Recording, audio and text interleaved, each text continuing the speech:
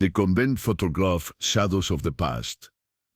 Sarah Mitchell adjusted her reading glasses and leaned closer to the archival photograph spread across her desk at the University of Georgia's Department of Archaeology. The sepia-toned image, dated Todd, had been donated to the university's collection by the estate of a recently deceased local historian. What should have been a routine cataloging session had turned into something far more intriguing. The photograph depicted 12 nuns from the Sacred Heart convent, standing in two neat rows before the imposing Gothic Revival architecture of their sanctuary. Their habits were pristine, their faces solemn, yet serene, captured in the formal pose typical of early 20th century photography. The convent building behind them rose majestically against a cloudy Georgia sky, its stone facade weathered but dignified. But it wasn't the nuns or the building that had caught Dr. Mitchell's attention. In the background, barely visible through one of the convent's second-floor windows, was a shadow, a human silhouette that shouldn't have been there. "Rebecca, come and look at this," Mitchell called to her graduate assistant, who was working on digitizing other photographs from the same collection. Rebecca Chen hurried over, her laptop still balanced in her arms. "What is it, Dr. Mitchell?" "Look here," Sarah pointed to the window with the tip of her pen. "Do you see it?" Rebecca squinted at the photograph, then grabbed a magnifying glass from the desk drawer. After a moment, her eyes widened. "Is that a person?" "That's what I thought too. But according to the documentation that came with this photograph, the convent was completely evacuated during the time this picture was taken. There was a typhoid outbreak in the area, and all the sisters had been temporarily relocated to their mother house in Savannah. Rebecca studied the image more carefully. "But these nuns are clearly here, posing for the camera." "Exactly, which means either the documentation is wrong, or," Dr. Mitchell paused, considering the implications, "or we're looking at something that defies explanation." The shadow in the window was distinct enough to be unmistakably omen, a figure standing upright, appearing to look down at the group below. But the more they examined it, the more unsettling it became. The figure seemed to possess an otherworldly quality, as if it existed in a different plane of reality from the rest of the photograph. "We need to research this convent," Dr. Mitchell decided. "I want to know everything, its history, the people who live there, any unusual incidents. And we need to verify the authenticity of this photograph." Rebecca nodded eagerly. "I'll start with the local historical society. They might have records about the Sacred Heart convent." As her assistant left to begin the research, Mitchell remained at her desk, unable to look away from the mysterious figure. In her 20-year career as an archaeologist, she had encountered many puzzles, but this photograph presented something different, a mystery that seemed to bridge the gap between the academic and the supernatural. The afternoon sun streamed through her office window, casting long shadows across the photograph. For a moment, Dr. Mitchell could have sworn she saw the figure in the window move slightly, as if acknowledging her scrutiny. She blinked hard and looked again, but the shadow remained perfectly still, frozen in time like everything else in the century-old image. 3 days of intensive research had yielded a treasure trove of information about the Sacred Heart convent. But with each discovery, the mystery only deepened. Rebecca had compiled a comprehensive dossier that painted a picture of an institution with a complex and sometimes troubling history. The convent had been established in 1887 by the Sisters of Mercy, who had come to Georgia from Ireland to serve the growing Catholic population in the region. The Gothic Revival building had been constructed on land donated by a wealthy plantation owner named Cornelius Blackwood, whose own family history was shrouded in dark rumors. "Listen to this," Rebecca said, reading from a newspaper clipping dated Atlanta Constitution reported that the Sacred Heart convent was temporarily closed due to unusual disturbances that had been plaguing the sisters for several months. The article mentions strange sounds, unexplained cold spots, and objects moving on their own, Mitchell looked up from the architectural plans she had been studying. That's just 1 year before our photograph was taken. What kind of disturbance? The details are vague, but several witnesses reported seeing a figure in the windows at night, always the same second-floor window where we see the shadow in the photograph. The local bishop even sent an investigator, Father Thomas Brennan, to look into the matter. And what did Father Brennan conclude? Rebecca flipped through her notes. That's where it gets interesting. His official report, which I found in the diocesan archives, states that he found no evidence of supernatural activity. But, she paused dramatically, he also found his personal journal, which tells a very different story. Dr. Mitchell set down the architectural plans and gave Rebecca her full attention. Go on. According to his journal, Father Brennan experienced the phenomena firsthand. He wrote about seeing a woman in white standing in the window, always in the same spot. He described her as having an expression of profound sadness, as if she were searching for something or someone. A woman in white? That's a classic ghost story trope. True, but Father Brennan was a trained investigator, not prone to flights of fancy. He also discovered something else. The room where the figure appeared had been sealed off for years. The sisters claimed they had hot the key and had simply stopped using it. Mitchell felt a chill run down his spine. Did he ever get into the room? Yes, eventually. He had the door forced open. Rebecca's voice dropped to almost a whisper. Inside, he found it completely empty, except for a single item. A daguerreotype photograph of a young woman. Do we know who the woman was? That's what I've been trying to figure out. The photograph wasn't labeled, but I think I may have found a connection.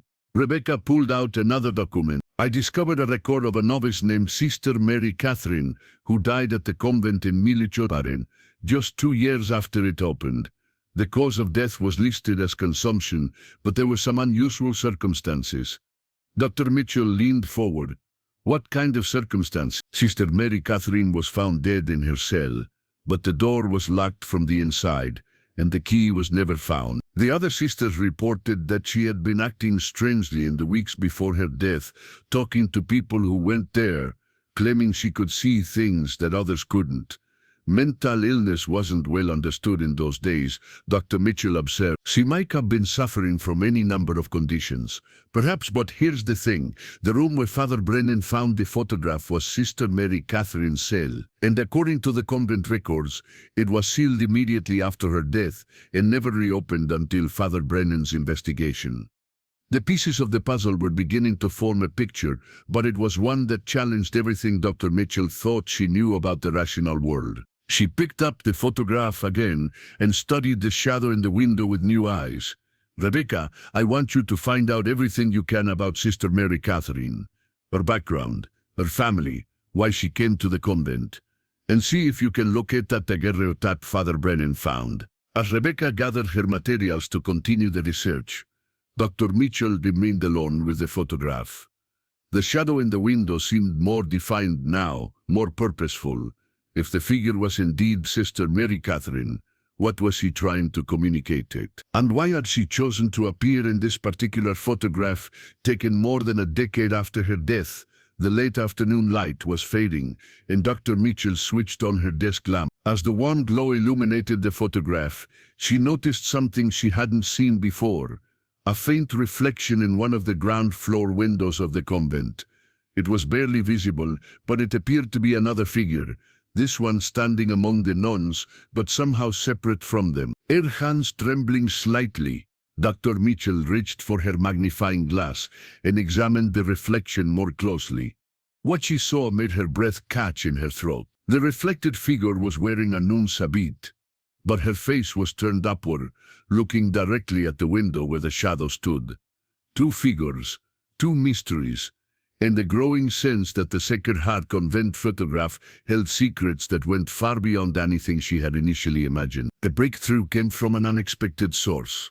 While Rebecca continued her research into Sister Mary Catherine's background, Dr. Mitchell received a phone call from Margaret O'Sullivan, an elderly woman who had heard about their investigation through the local historical society. My grandmother was one of the nuns in that photograph, Margaret explained when she arrived at Dr. Mitchell's office the following morning.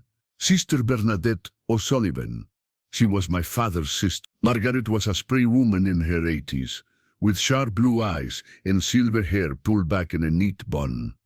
She carried with her a worn leather satchel that she placed carefully on Dr. Mitchell's desk. Grandmother Bernadette lived to be 93. Margaret continued. She left the convent in 1915 and eventually married my grandfather, but she never forgot her time at Sacred Heart. She used to tell me stories. Dr. Mitchell and Rebecca exchanged glances. What kind of stories? Margaret opened her satchel and withdrew a collection of letters, photographs, and a small, leather-bound journal. She kept a diary during her time at the convent. I've brought it for you to see, along with some letters she wrote to my grandfather before they were married. The journal was a revelation. Sister Bernadette had documented daily life at the convent with meticulous detail, including the events surrounding Sister Mary Catherine's death and the subsequent haunting. Listen to this entry from September 5th, 1821. Poor Sister Mary Catherine grows more troubled each day. She speaks of seeing a woman in her cell at night, a woman who beckons to her and whispers things she cannot understand. Mother Superior believes it is the fever affecting her mind, but I have seen the woman too, standing in the corridor outside Mary Catherine's door, always at the stroke of midnight. Rebecca leaned closer. She saw her too? Margaret nodded. According to my grandmother, several of the sisters witnessed the apparition, but they were forbidden to speak of it. The church didn't want word to spread that the convent was haunted. Dr. Mitchell continued reading. In October 3rd, Sister Mary Catherine is dead. We found her this morning, kneeling by her window as if in prayer, but she had been dead for hours. The strangest thing, her cell door was locked from the inside, and the key was nowhere to be found. Mother Superior says it must have fallen through a crack in the floorboards. But I know better. The woman in white took it with her when she finally claimed poor Mary Catherine. The woman in white again, Rebecca murmured. But who was she? Margaret reached into her satchel again and produced a faded daguerreotype. My grandmother believed she knew. This photograph was taken in 1887, just after the convent opened. It shows the first group of sisters to arrive from Ireland.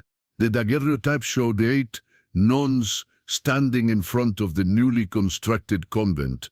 Mitchell examined it carefully with her magnifying glass, comparing the faces to those in the 1900 photograph. This woman here, Margaret pointed to a young nun standing slightly apart from the others. My grandmother identified her as Sister Agatha Blackwood. She was the daughter of Cornelius Blackwood, the man who donated the land for the convent. Dr. Mitchell looked up sharply. Blackwood, the same family that owned the plantation. According to my grandmother, Agatha Blackwood had been forced into the convent by her father after some kind of scandal. She was deeply unhappy and tried several times to leave, but her father wouldn't allow it. She died in 1888, less than a year after taking her vows. How did she die? Margaret's expression grew somber. She threw herself from the second-floor window of her cell, the very same window where the apparitions were later seen. The pieces of the puzzle were finally coming together. Mitchell studied the 1900 photograph again, looking at the shadow in the window with new understanding. So Sister Agatha's spirit remained in the convent, she said slowly.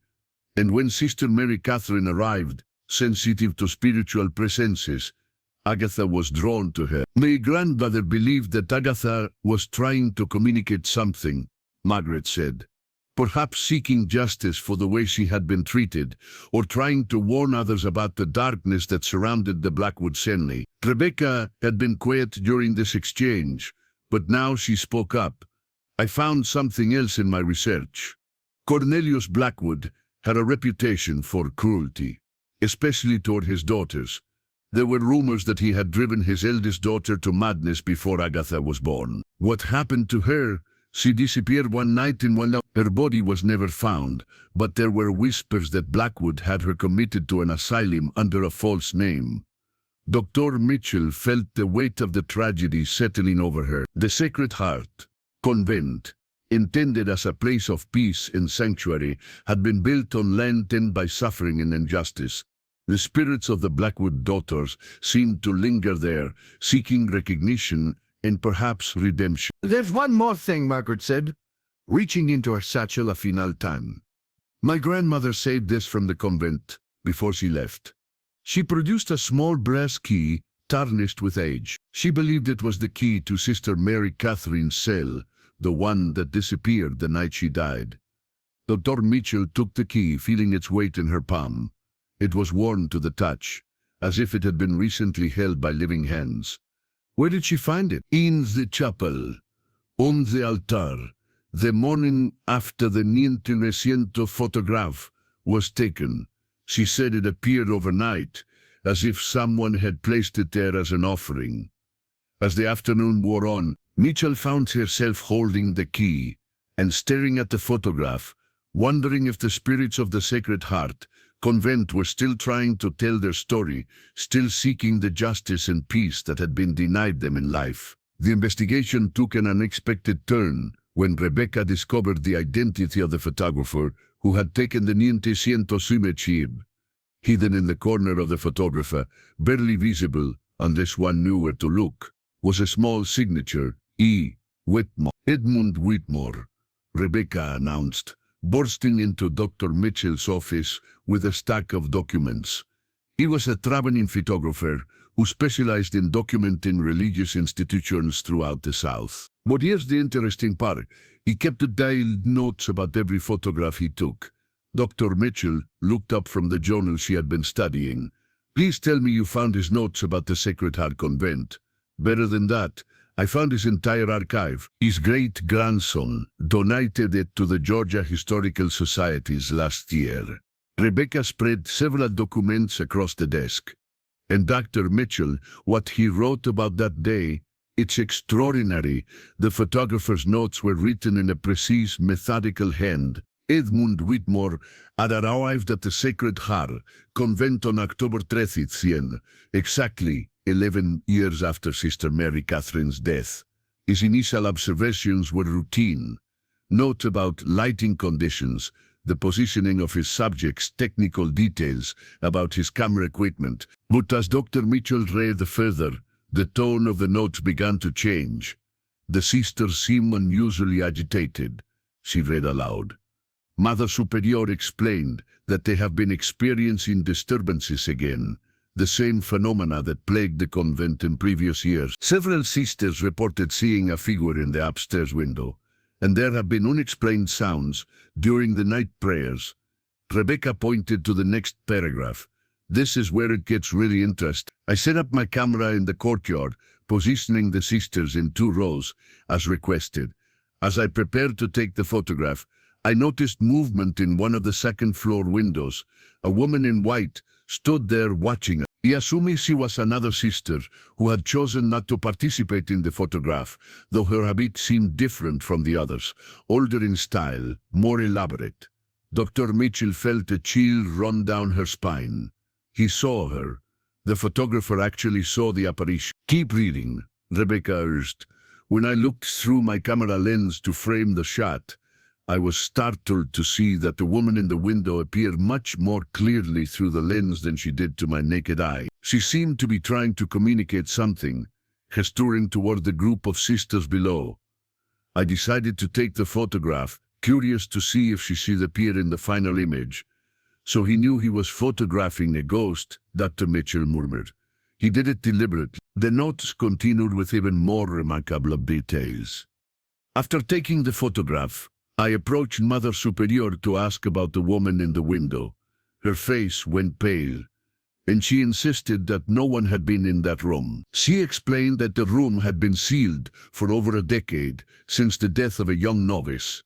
When I described the woman I had seen, Mother Superior crossed herself and whispered a name, Sister Agatha. Rebecca had been quiet, but now she spoke up. There's more. Look at this entry. From later that same day, Dr. Mitchell read the next section with growing amazement. I developed a photograph that evening in my portable darkroom. The image that emerged was unlike anything I had ever captured. Not only was the woman in the window clearly visible, but there appeared to be another figure, a reflection in one of the ground floor windows that showed what appeared to be another nun. This one looking upward toward the window where the first apparition stood. Two spirits, Mitchell whispered, Sister Agatha and Sister Mary Catherine. But wait, there's more. Rebecca pointed to the final paragraph of Whitmore's notes. As I studied the developed photograph, I noticed something extraordinary. The nun in the reflection, the one looking upward, bore a striking resemblance to a daguerreotype. I had been shown earlier by one of the sisters. It was a photograph of Sister Mary Catherine, the novice who had died in the sealed room 11 years ago. It was as if both spirits had chosen this moment to reveal themselves, to ensure their story would be preserved for posterity. Dr. Mitchell set down the notes and picked up the 1900 photograph, studying it with new eyes. The shadow in the window was no longer just a mysterious anomaly. It was Sister Agatha Blackwood, the tormented daughter who had been forced into religious life and had died by her own hand. The reflection in the ground floor window was Sister Mary Catherine, the sensitive young woman who had been drawn into Agatha's spiritual turmoil and had paid the ultimate price. Edmund Whitmore knew he had captured something unprecedented, Rebecca said. According to his notes, he made several copies of the photograph and sent them to various paranormal researchers of the time. What happened to those copies? Most were dismissed as hoaxes or photographic tricks. The scientific community of 1900 wasn't ready to accept evidence of supernatural phenomena. But Whitmore kept the original negative, along with detailed documentation of the circumstances under which the photograph was taken. Dr. Mitchell leaned back in her chair, overwhelmed by the implications of what they had discovered. So we have a photographer who deliberately captured images of spirits, documented the experience meticulously, and preserved the evidence for future generations. It gets even better, Rebecca said, with excitement. I contacted the Georgia Historical Society, and they still have Whitmore's original glass plate negative. They're willing to let us examine it with modern photographic analysis techniques. The prospect of applying 21st century technology to a century-old supernatural photograph was both thrilling and daunting. Dr. Mitchell knew that whatever they discovered could either validate their findings or reveal the entire mystery to be an elaborate hoax. But as she looked at the brass key that Margaret O'Sullivan had given her, still sitting on her desk where she had left it, she felt certain that the spirits of the Sacred Heart convent had orchestrated this entire investigation. They had waited more than a century for someone to uncover their story, and they weren't going to let modern skepticism stand in their way. The examination of Edmund Whitmore's original glass plate negative took place in the Advanced Imaging Laboratory at the Georgia Institute of Technology. Mitchell and Rebecca were joined by Dr. James Chen, a specialist in historical photography analysis, and Dr. Maria Santos, an expert in digital image enhancement. The century-old negative was carefully removed from its protective housing and placed under a high-resolution scanner, capable of detecting details invisible to the naked eye. As the digital image slowly materialized on the computer screen, the team gathered around in anticipation. Remarkable preservation, Dr. Chen observed, adjusting the scanning parameters. Whitmore knew his craft. The image quality is exceptional. The first scans confirmed what they already knew. The presence of the figure in the second floor window and the reflection in the ground floor window. But as Dr. Santos began applying various digital filters and enhancement techniques, new details began to emerge. Look at this, she said, pointing to the enhanced image of the window figure. The spectral analysis shows that this figure has a different light signature than the rest of the photograph. It's as if she's illuminated by a light source that doesn't exist in the physical scene. Dr. Mitchell leaned closer to the screen. What does that mean? In photographic terms, it's impossible. Every element in a photograph should reflect the same ambient light conditions. But this figure appears to be generating her own light, or reflecting light from a source that wasn't present when the photograph was taken. Rebecca pointed to another anomaly. What about the reflection in the lower window? Santos switched to a different filter, one designed to enhance reflective surfaces. The result was startling. The reflection became much clearer, revealing not just the figure of a nun looking upward, but also showing details of the room behind her, details that shouldn't have been visible from the photographer's position outside the building. This is physically impossible, Chen said. Studying the instant reflection. The angle of reflection doesn't match the photographer's position. It's as if the reflection is showing us the view from inside the room, looking out. Dr. Mitchell felt her scientific worldview shifting. Are you saying that what we're seeing defies the laws of physics? I'm saying that what we're seeing defies our understanding of how light and reflection work in photography. Dr. Santos replied carefully. Either this is the most sophisticated photographic manipulation ever created, which would be remarkable for 1900s, or we're looking at something that science can't currently explain. The team spent the next several hours analyzing every aspect of the photograph. They examined the grain structure of the negative, looking for signs of double exposure or other manipulation techniques. They analyzed the chemical composition of the photographic emulsion, searching for evidence of tampering. They even used infrared and ultraviolet imaging to reveal any hidden details. Every test confirmed the same conclusion. The photograph was authentic, created with standard 900 photographic techniques, and showed no signs of manipulation or fraud. There's one more test I'd like to try, Santos said as a studiare around. I want to create a three-dimensional model of the scene based on the photographic data. If there are any inconsistencies in the spatial relationships, the modeling software will detect. The 3D modeling process took several hours, but the results were worth the wait. The software created a detailed virtual reconstruction of the convent courtyard, the building, and all the figures in the photograph. When the model was complete, the anomalies became even more apparent. Look at this, Dr. Santos said, rotating the 3D model on her screen. The figure in the window exists in a space that's geometrically impossible. According to the architectural plans of the building, that window should open onto a room that's only 8 feet deep, but the figure appears to be standing in a space that extends much further back. Dr. Chen examined the model carefully. It's as if she's standing in a room that exists in a different dimension, one that overlaps with, but isn't constrained by the physical architecture of the building. Rebecca had been quiet during the technical analysis, but now she spoke up. What if that's exactly what we're seeing? What if the spirits exist in a space that's parallel to our physical world or not bound by the same limitations?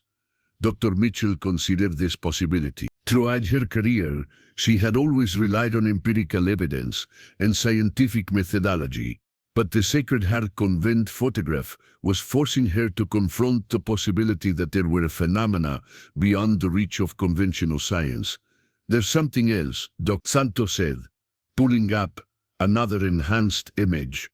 Look at the faces of the nuns in the photograph. I've enhanced the contrast to bring out subtle details.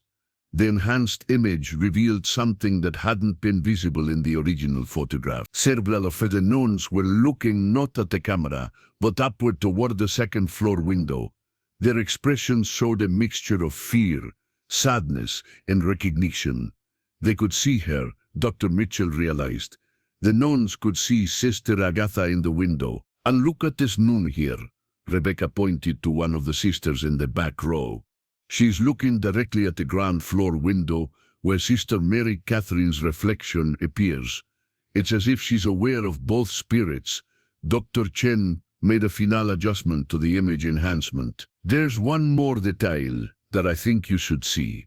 It zoomed in on the second-floor window where Sister Agatha's figure stood. With the enhanced resolution, they could now see her face clearly for the first time. Her expression was one of profound sadness, but also of determination. She appeared to be looking directly at the camera, as if she knew that this photograph would someday be the key to telling her story, but most remarkably, her lips appeared to be moving, as if she were speaking or trying to communicate something urgent. Can we determine what she might be saying? Dr. Mitchell ahets. Dr. Santos shook her head. Lip reading from a photograph is nearly impossible, especially one that's over a century old. But she paused, studying the image more closely. There does appear to be a pattern to the mouth movements. It's as if she's repeating the same word or phrase over and over. As the team packed up their equipment and prepared to leave the laboratory, Dr. Mitchell found herself staring at the enhanced image of Sister Agatha one last time. The scientific analysis had confirmed that the photograph was authentic and had revealed details that deepened the mystery rather than solving it. But perhaps that was the point. Perhaps Sister Agatha and Sister Mary Catherine weren't seeking scientific validation of their existence. Perhaps they were simply trying to ensure that their stories would be remembered, that the injustices they had suffered would not be forgotten. The brass key in Mitchell's pocket seemed to grow warm as he looked at the photograph, as if the spirits were acknowledging her efforts to uncover the truth. The investigation was far from over, but she now knew that she was dealing with something far more complex and profound than a simple historical mystery. 2 weeks after the laboratory analysis, Dr. Mitchell received an unexpected visitor, Father Michael O'Brien, the current pastor of the Catholic Church that had inherited the Sacred Heart convent property. Arrived at her office with a worn leather briefcase and a troubled expression. "Mitchell, I understand you've been investigating the old convent photograph," he said, settling into the chair across from her desk. "I believe it's time I shared some information that the church has kept private for over a century." Mitchell set aside the research papers she had been reviewing. "What kind of information, Father?" Father O'Brien opened his briefcase and withdrew a thick manila folder. "After your research became known in the local Catholic community, the bishop asked me to review our archives. What I found, well, it sheds new light on the events at Sacred Heart Convent." The folder contained documents that Dr. Mitchell had never seen before, official church correspondence, investigative reports, and most significantly, a detailed confession written by Cornelius Blackwood himself shortly before his death. And Blackwood's confession, Father O'Brien explained, was given to Father Brennan, the same priest who investigated the convent disturbances. It was sealed by order of the bishop and has remained in our archives ever since. Dr. Mitchell began reading the confession with growing horror. Cornelius Blackwood had been a man consumed by greed and cruelty, who had used his wealth and influence to cover up a series of terrible crimes against his own family. The confession revealed that Agatha Blackwood had not entered the convent willingly. She had discovered evidence that her father had murdered her older sister, Eleanor, to prevent her from exposing his involvement in a slave-trading operation that continued illegally after the Civil War. When Agatha threatened to go to the authorities, Blackwood had her forcibly committed to the convent, bribing church officials to ensure she could never leave. Agatha tried repeatedly to escape, Dr. Mitchell read aloud. When all her attempts failed, she chose death rather than continued imprisonment. But even in death, she could not find peace, knowing that her sister's murder remained unavenged and that her father continued to escape justice. The confession also explains Sister Mary Catherine's tragic fate. The young novice had been psychically sensitive, able to perceive spiritual presences that others could not. When she arrived at the convent, she immediately began experiencing visions of both Agatha and Eleanor Blackwood. The visions became increasingly intense, showing her the details of Eleanor's murder and Agatha's suffering. Sister Mary Catherine tried to tell the other nuns what she was seeing. Father O'Brien said, but they believed she was suffering from religious hysteria. The more she insisted on the truth of her visions, the more isolated she became. Eventually, the spiritual contact became so overwhelming that it killed her. Rebecca, who had been listening intently, spoke up. So both women died because they knew the truth about Cornelius Blackwood's crimes. And their spirits remained at the convent because justice was never served, Dr. Mitchell added. They were trying to ensure that their story would eventually be told. Father O'Brien nodded gravely.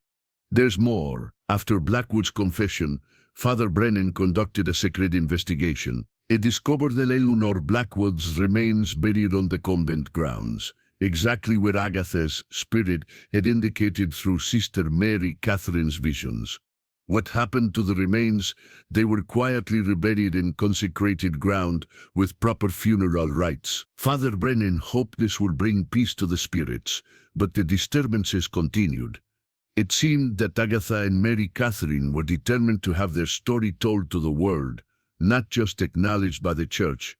Mitchell looked at the 900 photograph, understanding now why the spirits had chosen that particular moment to reveal themselves so clearly. The photograph was their way of preserving evidence. They knew that someday someone would have the tools and the determination to uncover the truth. Father O'Brien reached into his briefcase again and produced one final document. There's something else. Father Brennan's final report includes a recommendation that was never acted upon. He believed that the only way to bring peace to the convent was to publicly acknowledge what had happened there, to tell the complete story of the Blackwood family's crimes and the injustices suffered by Agatha and Mary Catherine. Why wasn't his recommendation followed? The church was concerned about scandal. They preferred to let the matter remain buried. But now, more than a century later, perhaps it's time to honor Father Brennan's wisdom. Dr. Mitchell felt the weight of responsibility settling on her shoulders. The scientific analysis had proven the authenticity of the supernatural phenomena. The historical research had uncovered the tragic backstory, and now the church's own archives had provided the final pieces of the puzzle. What are you asking me to do, Father? Tell their story, he said simply. Publish your research. Let the world know what happened at Sacred Heart Convent.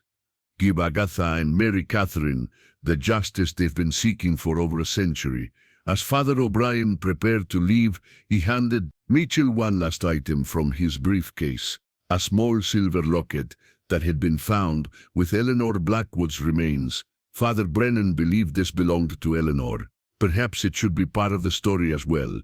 That evening, Mitchell sat alone in her office, surrounded by all the evidence they had gathered. The photograph, the historical documents, the scientific analysis, the church archives, and now Eleanor's locket, all pieces of a puzzle that revealed a story of injustice, suffering, and the persistence of truth beyond death. She picked up the brass key that Margaret O'Sullivan had given her and held it alongside Eleanor's locket.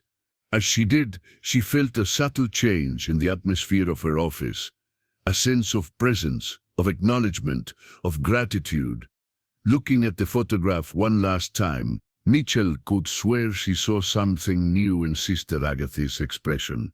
The sadness was still there, but it was now accompanied by something else.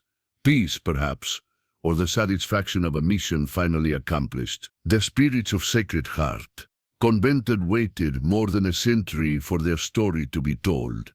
Now, at last, they could rest, knowing that the truth had been preserved and that their suffering had not been in vain. Mitchell opened her laptop and began to write, determined to ensure that the voices of Agatha Blackwood, Eleanor Blackwood, and Sister Mary Catherine would finally be heard by the world. The photograph had been their message in a bottle, cast into the sea of time, and she was honored to be the one who had finally received it. As she typed, the brass key and silver locket seemed to grow warm in the lamplight, as if the spirits themselves were guiding her words, ensuring that their story would be told with the dignity and truth they had always deserved. The mystery of the Sacred Heart Convent photograph was solved, but its legacy would live on, a testament to the power of truth, to transcend death itself, and a reminder that some stories are too important to remain buried forever.